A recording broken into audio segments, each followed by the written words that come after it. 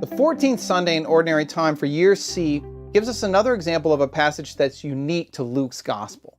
In other words, if we didn't have the Gospel of Luke, we wouldn't know about the existence of this mysterious group of 70 disciples that Jesus appoints and then sends out on a mission to proclaim the kingdom of God. It's something that's only here in the Gospel of Luke. It's a really, really important passage. So today we're going to look at Luke chapter 10, verse 1 through 12, and then 17 through 20. And this is the mission of the 70, or in some translations, 72, and we'll get into that, these 72 disciples. Who are they? What do they mean? What are they appointed for? And what do they mean for us today as we look at the church? So let's just read through the text, and then we'll unpack it together in light of its Old Testament background. After this, the Lord appointed 70, or in some manuscripts, 72 others, and sent them on ahead of him, 2 by 2, into every town and place where he himself was about to come. And he said to them, "The harvest is plentiful, but the laborers are few. Pray therefore the Lord of the harvest to send out laborers into his harvest. Go your way. Behold, I send you out as lambs in the midst of wolves. Carry no purse, no bag, no sandals, and salute no one on the road. Whatever house you enter, first say, 'Peace be to this house.' If a son of peace is there, your peace shall rest upon him. But if not, it shall return to you. And remain in the same house, eating and drinking what they provide, for the laborer deserves his wages. Do not go from house to house. Whenever you enter a town and they receive you, eat what is set before you. Heal the sick in it and say to them, 'The kingdom of God has come near to you.' But whenever you enter a town and they do not receive you, go into its streets and say, 'Even the dust of your town that clings to our feet, we wipe off against you. Nevertheless, know this, that the kingdom of God has come near. I tell you, it shall be more tolerable on that day for Sodom than for that town." Now it skips down to verse 17, and it says this, "The 70, or 72 in some translations, returned with joy, saying, 'Lord, even the demons are subject to us in your name.' And he said to them, 'I saw Satan fall like lightning from heaven. Behold, I have given you authority to tread upon serpents and scorpions, and over all the power of the enemy, and nothing shall hurt you. Nevertheless, do not rejoice in this, the spirits are subject to you, but rejoice that your names are written in heaven." Okay, a lot going on here in this passage. The first thing I would say about it is that if you're familiar with the mission discourse of the 12 apostles, so for example in Matthew chapter 10, when Jesus sends out the 12 and tells them to cure the sick and to cast out demons and to preach about the kingdom of God, and that he's sending them out as lambs in the midst of wolves, you're going to notice a lot of parallels. Okay, so the mission of the 70 and the mission of the 12 parallel one another. They clearly have the same kind of apostolic and evangelistic function and mission that the earlier mission of the apostles has. Jesus is giving them the authority to cast out demons and proclaim the coming of the kingdom of God as he sends them out 2 by 2 into the various towns and cities surrounding them. So that's the first point. This is a similar mission discourse to that of the 12. However, obviously there's a big difference, which is that it's not the 12, but this group of the 70, which only Luke tells us about. Now, as soon as I say the 70, you get into the question of, is it 70 or 72? Now, the Revised Standard Version here has 70, and then in a footnote, it has other ancient manuscripts read 72. And the New American Bible says 72. And so you might be wondering, well, wait, how many disciples is it? And the answer is, we don't know. This is one of those discrepancies in what scholars call text criticism.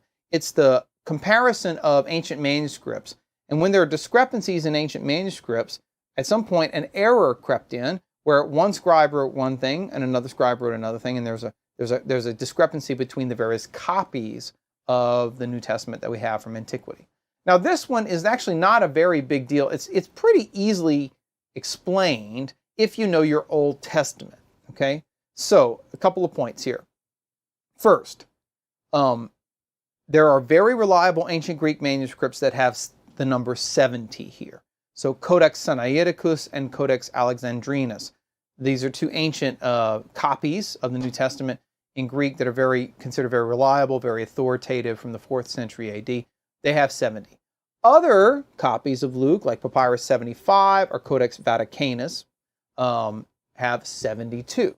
So the ancient manuscript evidence is kind of equally divided. And so, as you might expect, scholars are equally divided about which one's more original. In this case, though, I don't think we actually have to decide on the original, although I have my opinions, because they mean basically the same thing, if you know the Old Testament background. Because in the Old Testament, the number 70 has a significance that's tied to the priestly elders that Moses appoints during the time of the Exodus. So you might recall in Exodus chapter 24, when Moses is establishing the Old Covenant, he chooses 70 elders, the Greek word there is presbyteros, to act as basically mediators, priestly mediators between God and the 12 tribes of Israel. And they come up the mountain of Sinai with Moses to offer sacrifice on behalf of the people of Israel. And these 70 elders, later on in the book of Numbers in chapter 11, verse 16 through 30, Moses takes these 70 elders and he appoints them to help him administrate and govern this massive number of people as they're traveling through the desert. You might remember in the book of Numbers chapter 11, Moses is basically like up to his neck in administration, and he can't possibly do all the work that it entails. And his father-in-law Jethro says, well, appoint 70 men to assist you, right, to govern the 12 tribes of Israel. And when he does this, this is important, the Spirit comes down upon the 70 elders, and they're anointed to lead the people of Israel. They are with Moses at the tabernacle. But what happens is 2 other men outside the camp, their names are Eldad and Medad, neither one of those very popular names in later Christian tradition, also received the Spirit, even though they're outside of the confines of the group that Moses has gathered. And so what happens is, from the book of Numbers, an ambivalence or an ambiguity arises. How many elders were there? How many priestly elders were there at the time of the Exodus? Well, you could make the case that it was 70 on the basis of Mount Sinai, but you could also make the case that there were 72 elders on the basis of the book of Numbers. Both are true, right? What matters, though, is that in both cases, the 70 or 72 represent a priestly hierarchy of appointed leaders underneath Moses and then the 12 philarchs of the 12 tribes of Israel. Okay, so 70 is a number that's significant for the elders of Israel. But it gets even better, because 70 and 72 are also symbolic in another place in the Old Testament. In the book of Genesis, not a lot of people know this, but it's important. In the book of Genesis chapter 11, if there's this long table or genealogy of the sons of Noah, Shem, Ham, and Japheth, where it goes through all the nations that are descended from Shem and Ham and Japheth. And most of modern people just skip over it because, it's boring because we don't care about genealogy. In the ancient world, they didn't skip over it. They actually read it very carefully. It was called the Table of Nations. And it was seen as a catalog of where all the different peoples in the world came from. And what's fascinating is that if you look at the Hebrew copies of Genesis 11 and you count up the names of the nations, guess how many nations there are? 70 nations. Now, in the Greek Septuagint, it was translated a little differently. And if you look at those copies, guess how many Gentile nations there are? 72, right? So a tradition arose that the number 70 or 72 represented the number of Gentile nations, the number of peoples that there were, so to speak, in the world. And so some traditions within Judaism would see the world in terms of 12 tribes of Israel and 70 or 72 Gentile nations. By the way, just while I'm at it, this is also what's behind the Septuagint. Why do we call the Septuagint the Septuagint?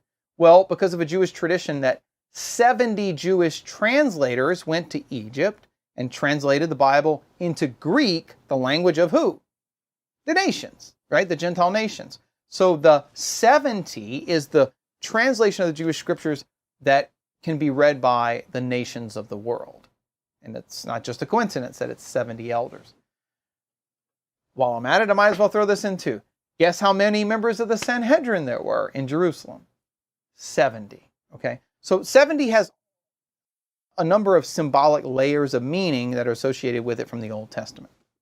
So, if you're Jesus, and it's the 1st century AD, and people are saying you're the Messiah, and you gather not just a group of 12 around you, but also you appoint 70 other disciples around you, what are you doing?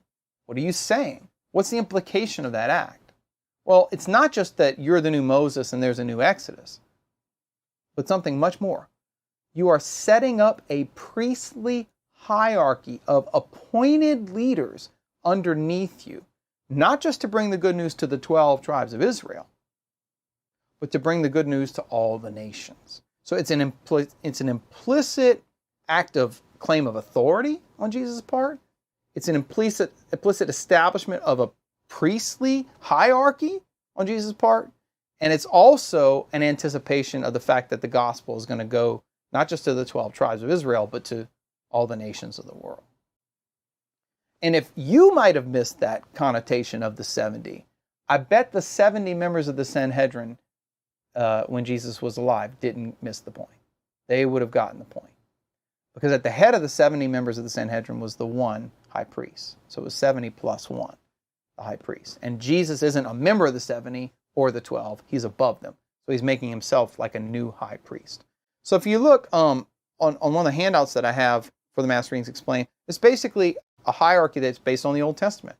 So in the Old Testament, you had Moses, and then next to him you had Aaron, and then you had Aaron, Nadab, and Abihu, the 3 who go up the mountain with Moses, and then you had the 12 tribes and the 70 elders. So 1, 3, 12, 70. Moses, Aaron and his 2 sons, the 3, the 12 tribes, and then the 70 elders. Jesus, in the New Testament, what does he do? He's at the top. Jesus is number 1. Peter is above the 12, but he's a member of the 12. Then you have the 3, Peter, James, and John, just like Aaron, Nadab, and Abihu. Then you have the 12 apostles. And then only Luke tells us that there's a 5th group, and it's the 70 disciples. Now, is that a coincidence? Did Jesus know that he was setting up a hierarchy of priestly groups with symbolic numbers that echo the Exodus from Egypt? I think so. I don't think that's a coincidence.